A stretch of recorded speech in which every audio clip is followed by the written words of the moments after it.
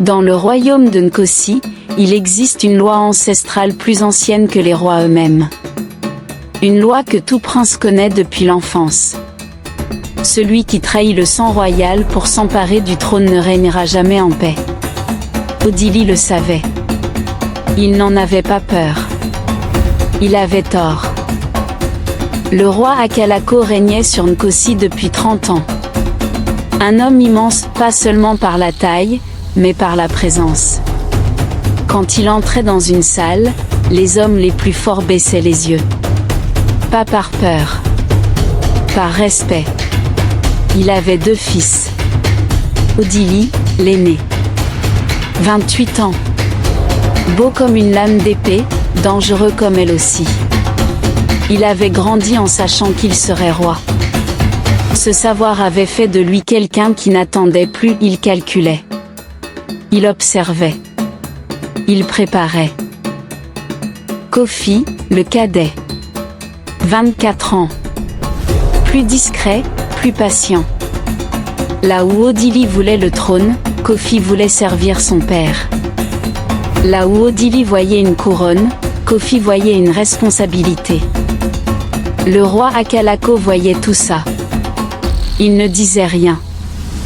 Il observait ses fils comme on observe 2 rivières en sachant que l'une nourrit la terre et que l'autre finit par déborder. Un matin, le roi convoqua ses 2 fils. « Je pars en guerre contre le royaume d'Umezi », dit-il simplement. « Père, les ancêtres ont parlé », dit Kofi doucement. « Ils disent que cette guerre te coûtera la vie. » Le roi regarda son fils cadet longuement. Les ancêtres parlent à ceux qui savent écouter. Et parfois ce qu'ils disent n'est pas une menace. C'est une promesse de gloire. Odili ne dit rien. Il souriait. Le roi Akalako quitta Nkosi à l'aube avec ses meilleurs guerriers. Le royaume regardait son départ en silence. Les femmes ne pleuraient pas, pleurer au départ d'un roi est mauvais présage. Mais leurs yeux disaient ce que leur bouche ne pouvait pas dire. Avant de partir, le roi prit Odili à part. « Tu es l'aîné. Tu garderas le royaume pendant mon absence. Les décisions importantes attendent mon retour. »« Oui, père, » dit Odili.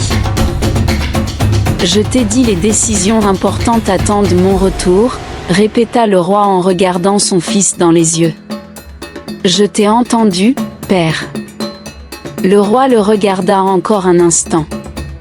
Puis il monta sur son cheval et disparut dans la poussière du matin. Odili attendit que la poussière retombe.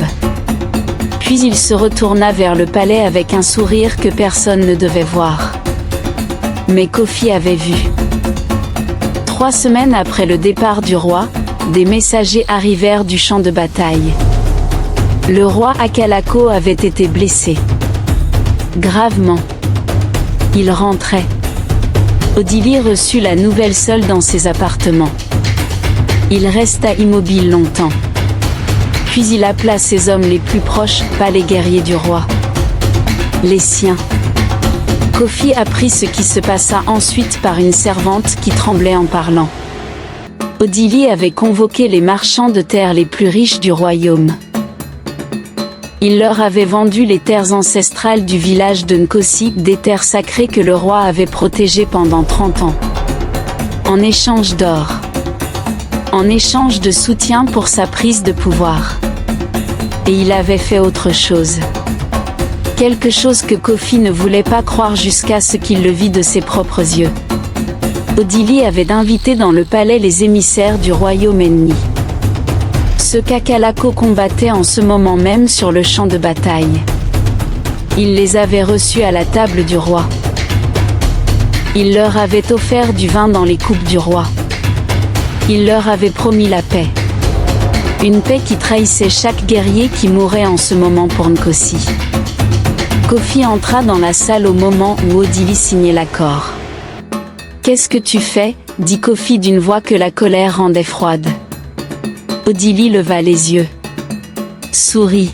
« Je règne. » Le roi Akalako rentra à Nkosi sur une civière. blessé mais vivant. Ces guerriers le portaient avec la dignité que méritait un homme qui avait failli mourir pour son peuple. En arrivant au palais, la première chose qu'il vit c'était les terres du village rasées. Les bulldozers avaient tout détruit. Les baobabs centenaires. Les autels des ancêtres. Tout. La deuxième chose qu'il vit c'était les bannières du royaume ennemi accrochées aux portes de son propre palais. Le roi Akalako ne cria pas. Il ne pleura pas. Il demanda qu'on le porte jusqu'à la salle du trône. Odili l'y attendait déjà. Assis sur le trône de son père. « Tu es rentré tôt, dit Odili. » Le roi regarda son fils aîné pendant un long silence. « Descends de ce trône. Père, le royaume avait besoin d'un leader fort pendant ton absence. J'ai pris des décisions difficiles mais nécessaires. Descends de ce trône. » Odili ne bougea pas. Les temps changent, père. Les anciens accords ne tiennent plus. Le royaume a besoin d'avancer. Le roi Akalako ferma les yeux. Il resta ainsi un long moment. Quand il les rouvrit, quelque chose avait changé dans son regard. Quelque chose que ceux qui le connaissaient depuis 30 ans n'avaient jamais vu. De la tristesse. « Tu n'as pas trahi ton roi, dit-il doucement. Tu as trahi ton père. Ce sont deux blessures différentes.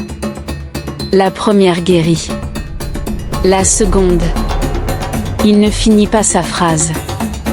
Il appela les anciens du royaume. Les anciens se réunirent à l'aube suivante. Tous. Les plus vieux, ceux dont certains ne sortaient plus de chez eux depuis des années. Ils vinrent tous. Odili se présenta devant eux avec la confiance de quelqu'un qui pense avoir déjà gagné. Le plus vieux des anciens se leva. Il prononça sept mots en langue ancestrale. Odili blêmit. Ces 7 mots n'étaient pas une condamnation. C'était pire. C'était un effacement. Selon la loi ancestrale du royaume de Nkosi, celui qui trahit le sang royal pour s'emparer du trône perd son nom. Pas la vigle, non. Il n'existe plus dans la mémoire du royaume. Ses enfants n'hériteront pas de son sang. Sa lignée s'arrête là. L'argent qu'il avait volé fut redistribué aux familles des villages détruits. Les terres furent déclarées sacrées pour l'éternité, plus jamais aucun roi ne pourrait les vendre. Odili quitta le palais ce matin-là. Les gens dans les rues se retournèrent pour le regarder passer. Personne ne dit son nom.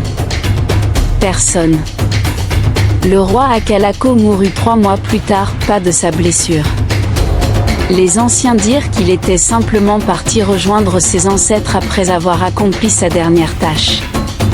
C'est Kofi qui prit le trône. Son premier acte de roi fut de replanter les baobabs centenaires sur les terres ancestrales. On dit qu'ils ont poussé 3 fois plus vite que la normale. Les anciens n'étaient pas surpris. La terre se souvient de ceux qui la respectent. Et elle oublie ceux qui la trahissent.